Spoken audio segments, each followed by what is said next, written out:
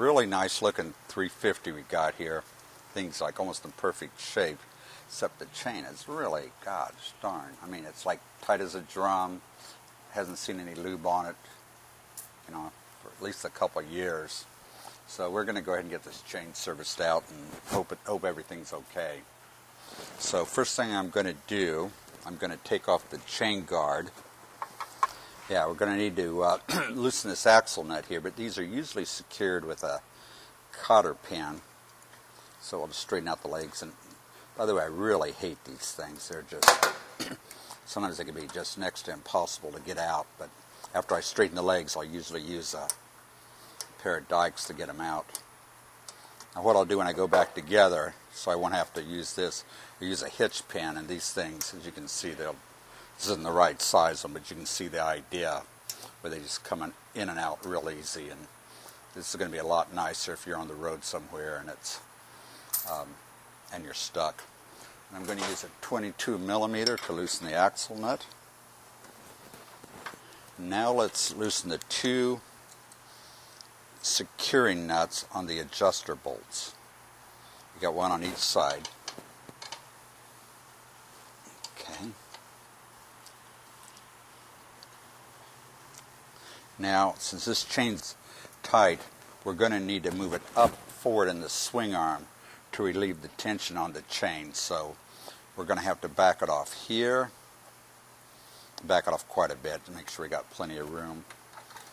And we're going to back it off here also, both sides.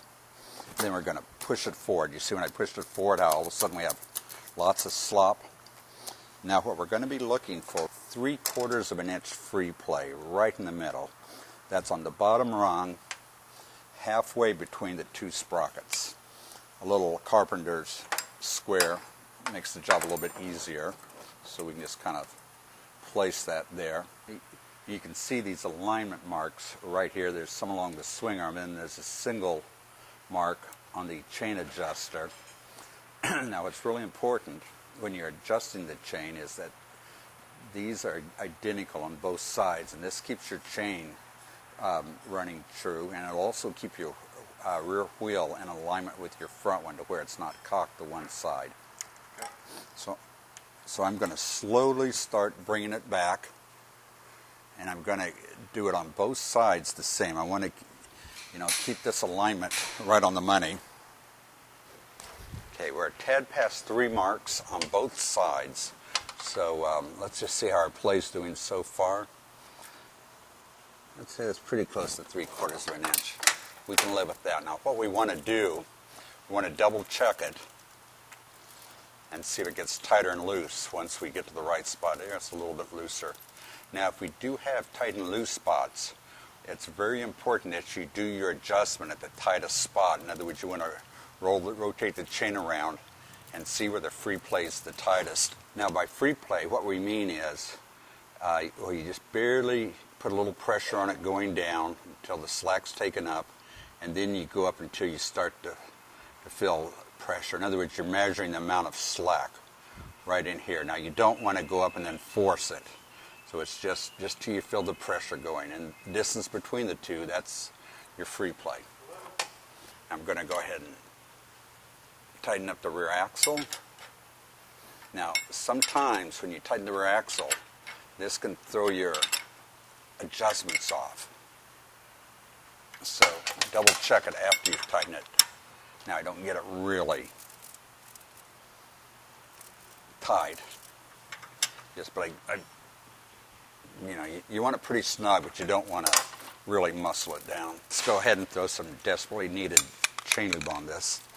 Now, really the best time to do this is when the bike's hot, after you've ridden it a few miles. That way the lubricant penetrates a lot better. This is a non-O-ring chain which came on the bike stock. So you'll want to be doing this probably at least every 150, 200 miles. And you'll want to use a chain lube that is okay with non-O-ring chains.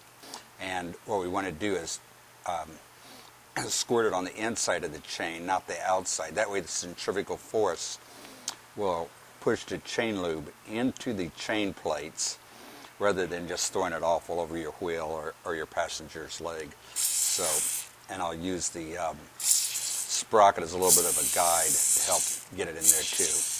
And then I'll repeat the procedure going on the inside. Now we need to wipe all the excess chain lube off.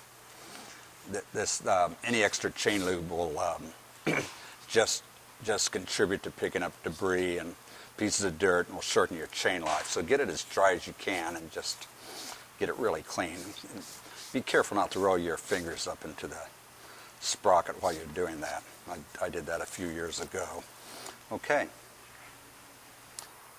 After you get through with the chain adjustment, make sure your rear brake is properly adjusted. When you move your rear wheel back and forth in the swing arm, it will change your brake adjustment just a little bit. So go ahead and this one I need to tighten it up.